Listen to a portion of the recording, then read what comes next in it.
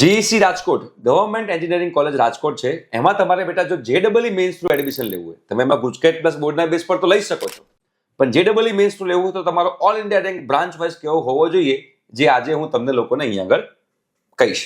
Right, તમારે બેટા આખી engineering admission procedure free of cost અમારી સાથે જાણવી હોય તો સ્ક્રીન ઉપર એક નંબર આવે છે, ત્યાં તમે વોટ્સએપ મેસેજ કરજો, અમારી ટીમ તમને વોટ્સએપ ગ્રુપમાં એડ કરશે.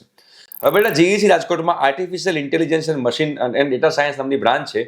એમાં તમારે જો જેડબલઈ મેન્સ થ્રુ લેવું હોય તો તમારો રેન્ક જે છે ઓલ ઇન્ડિયા રેન્ક, જે CRL કહેવાય, 57,000 ની આજુબાજુ હોવો જોઈએ. સિવિલમાં તમારો રેન્ક જે છે 2,36,000 ની આજુબાજુ હોવો જોઈએ. કોમ્પ્યુટર માટે 37,000 ની આજુબાજુ રેન્ક હોવો જોઈએ. ઇલેક્ટ્રિકલમાં તમારો રેન્ક 1,89,000 ની આજુબાજુ હોવો જોઈએ. ઓકે, તમારે ઇલેક્ટ્રોનિક્સ એન્ડ કોમ્યુનિકેશનમાં 1,28,000 ની આજુબાજુ રેન્ક હોવો જોઈએ.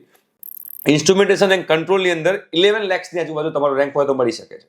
મિકેનિકલમાં 1,63,000, રોબોટિક્સ એન્ડ ઓટોમેશનની અંદર 2,40,000 ની અંદર હોય તો તમને લોકોને જીઈસી રાજકોટમાં મળી શકે છે. અગેન તમારે આ જીઈસીમાં જેડબલઈ મેન્સ થ્રુ લેવું હોય કે ગુજકેટ પ્લસ બોર્ડ થ્રુ લેવું હોય, તમારે એસીપીસી નું ફોર્મ ભરવું પડશે અને આની બધી જાણકારી તમને લોકોને જાગૃત આવાજ યુટ્યુબ ચેનલ પર મળી જશે. Thank you so much.